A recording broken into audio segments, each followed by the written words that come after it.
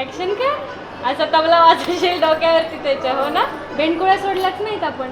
नाही, जेवण झाल्यावर सोडू, मग चांगलंच उड्या मारू. चांगलंच उड्या एक मारू. डोक्यावरून पण टाकू. हा. चालायच्या